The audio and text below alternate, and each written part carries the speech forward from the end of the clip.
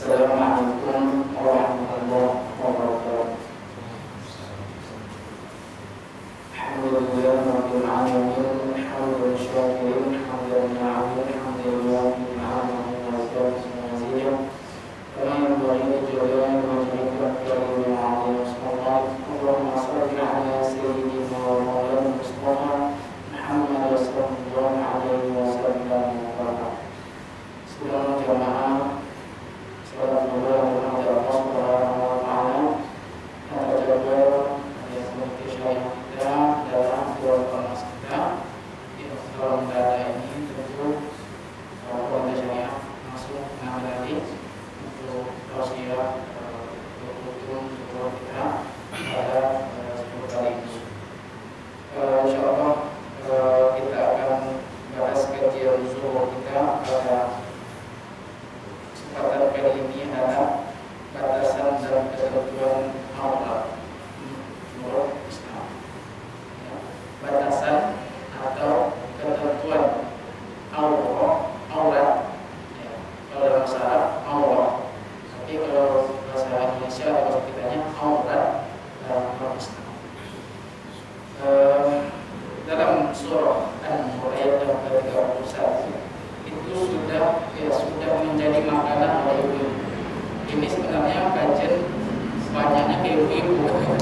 Ibu-ibu sebenarnya karena yang banyak masalah itu tentang auratnya adalah ibu-ibu. Dalam surah An-Nur ayat yang ke-31 itu disebutkan dalam Al-Quran yang perempuan itu batasan auratnya mazhar minha. Pertama kali saya bahas dulu adalah yang laki-laki, pengantin yang sudah puluhan tahun dalam menjiwai laki-laki. Mana batasan aurat laki-laki? Aurat laki-laki itu mana batasan?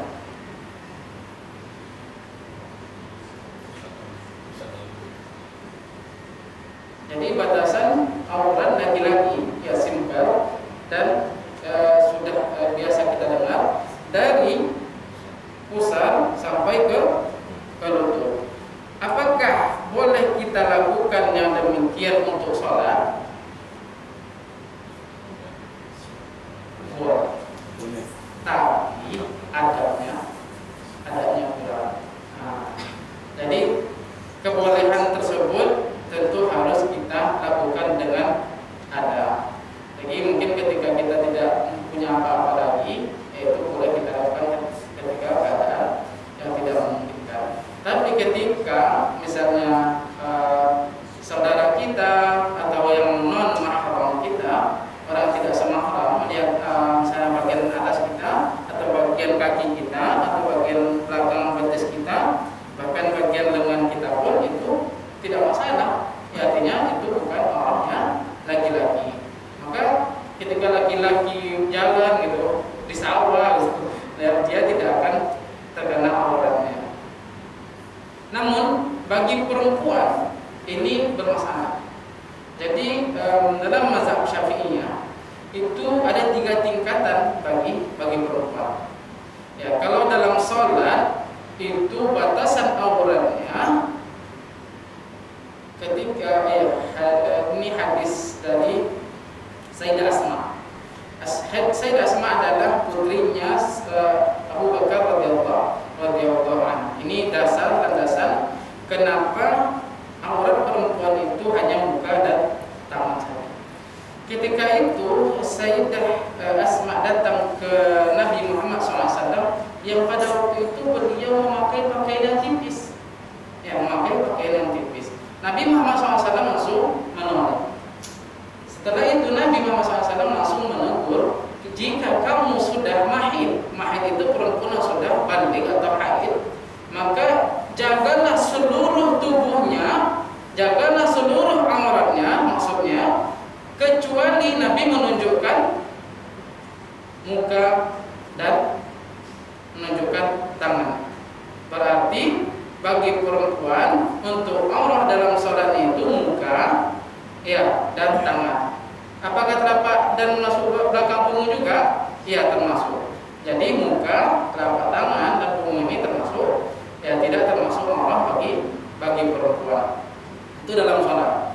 Adapun ketika semahram ini yang sama-sama dia ada hubungan darah dan mahram. Bagaimana hukumnya? Ada 3 tingkatan dalam mazhab Syafi'iyah. Yang pertama, dianjurkan menutup seluruh tubuhnya termasuk memakai cadar atau niqab. Itu tingkatan yang pertama. Jika perempuan sudah sampai ke tingkat itu mantap. Itu yang pertama. Jangan ketika sudah pakai niqab, sudah pakai cadar, jangan salahkan orang yang tidak memakai cadar. Ini yang salah. Kenapa? Karena orang yang tak memakai cadar, karena wajah ini menurut ulama tidak aurat, berarti ulama mengatakan yang wajah ini tidak termasuk aurat. Berarti orang yang tidak memakai cadar berarti mengikuti ulama juga. Adapun yang kedua, menurut ulama kita Syafi'iyah, orang yang tidak memakai cadar terus hanya biasa saja dan tidak memakai sarung tangan, biasanya ada produk sarung tangan juga untuk menutupi tangannya, itu tidak masalah. Karena apa? Karena illama zuhara minha. Biasanya nampak perempuan itu kan muka dan tangannya. Berarti pendapat yang kedua, boleh perempuan itu nampak mukanya, nampak pergelangan atau tangannya. Adapun yang ketiga, ini masyarakat kita Melayu atau Indonesia ini. Indonesia ini kan rata-rata Melayu. Bahkan Malaysia pun, Singapura pun, Thailand pun, mereka kan bangsa Melayu semuanya. Dalam mazhab Syafi'iyah juga ini yang paling rendah. Ini yang paling rendah, boleh terlihat kaki, telapak kaki dan punggung kaki. Berarti itu sudah kebiasaan mazhab kita Syafi'iyah, dan itu sudah biasa di masyarakat kita. Kalaupun tidak boleh, tidak masalah, karena kan pendapat yang kedua boleh muka dan tangan. Misalnya mau memakai kaos kaki misalnya, berarti dia memakai pendapat yang kedua, muka dan tangan. Adapun seperti biasa ibu-ibu di jalanan seperti biasa, yang nampak muka, nampak tangan, terus nampak kakinya, tak masalah. Itu level yang ketiga. Itu salah? Tak salah. Kenapa? Karena mazhab kita Syafi'iyah juga paling ringan lah, paling ringannya itu boleh menampakkan kakinya dan punggung kakinya. Namun ada yang keempat, misalnya mau Sudirman pergi dari keluar rumahnya, terus dia nampak betis. Apa ucapannya? Alhamdulillah atau astagfirullah? Alhamdulillah. Astagfirullah. Walaupun yang pertama itu boleh, nanti langkah kedua nampak lagi betis yang lainnya. Apa jawabannya? Alhamdulillah atau innalillah? Innalillah. Pandangan yang pertama, astagfirullah dan tidak berdosa. Dan pandangan yang kedua baru dikatakan yang tidak boleh. Jadi mazhab kita betis itu tidak, itu termasuk aurat. Itu kepada yang mahram, kepada yang mahram, dan termasuk juga pada orang yang tidak semahram. Jadi perempuan ini, walaupun sudah begitu, apakah perempuan ini harus busuk-busukan? Jadi kan ini sudah ditata, sudah diatur auratnya, muka dan tangan dan kakinya boleh nampak. Jadi ketika kita mendengar, perempuan itu tak boleh wangi-wangian, busuk, tidak boleh memakai wangi-wangian. Apakah begitu? Tidak. Innallaha jamil wa yuhibbul jamal. Sesungguhnya Allah Subhanahu wa taala itu indah dan menyukai keindahan. Apakah kita suka perempuan itu busuk? Tak suka. artinya boleh memakai harum-haruman untuk untuk keindahan saja, tidak sampai misalnya dari situ sampai pada sini, ya itu yang tidak boleh. Yang tidak boleh itu adalah tabarruj. Tabarruj itu alisnya 3 tingkat, lipsnya merah merona, bedaknya 3 lapis, terus yang sanggulnya tinggi, artinya menarik pandangan Bang Denis. Artinya menarik pandangan laki-laki, itu yang tidak boleh. Ya, tabarruj, berhias yang mereka itu ingin dilihat oleh laki-laki, itu yang tidak boleh. Terus perempuan yang dulu kata Nabi Muhammad SAW yang memakai pundak kayak onta, itu juga dilarang. Jadi ketika zaman jahiliyah dulu, zaman Quraisy dulu, zaman Nabi dulu jahiliyah, perempuan itu memakai sanggul yang sangat tinggi. Kenapa? Nanti ketika laki-laki lewat, wow, itu ingin melihat, ingin dilihat. Terus pada zaman dulu itu perempuan itu memakai gelang-gelang dan gelang-gelang kaki, karena ketika dia jalan, kering, nanti laki-laki lewat, kira-kira, itu yang diinginkan perempuan tersebut. Jadi perempuan ini ingin perhatian, betul Madi? Ya, perempuan ini penuh perhatian dan laki-laki ini ingin memperhatikan, betul Madi?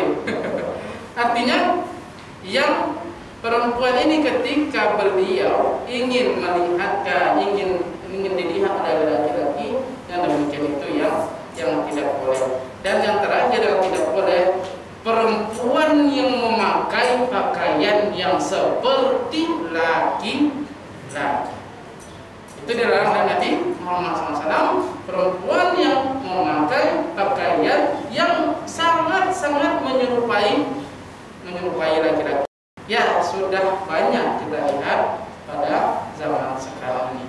Terakhir, yang perempuan yang memakai pakaian tapi seakan-akan tidak memakai pakaian, wal-iyazubillah, kita berdoa kepada Allah Subhanahu wa taala, terkhusus untuk keluarga kita, ya sahabat-sahabat kita, teman-teman kita, semoga tidak ada yang demikian. Mungkin itu ya perihal tentang orang-orang perempuan. Yang terpenting kita ingatkan adalah tidak boleh berhias berlebih-lebihan, tidak boleh ingin dilihat oleh laki-laki. Yang keempat yang berpakaian atau seperti tidak berpakaian, berjalan di luar, dipakainya kayak apa? Kayak tidur di mana? Itu yang tidak boleh. Terus yang keempat yang pakaian yang menyerupai laki-laki. Allah a'lam bishawab. Mudah-mudahan yaitu tentang mahram, bagi yang mahram, begitu juga bagi yang bukan mahram.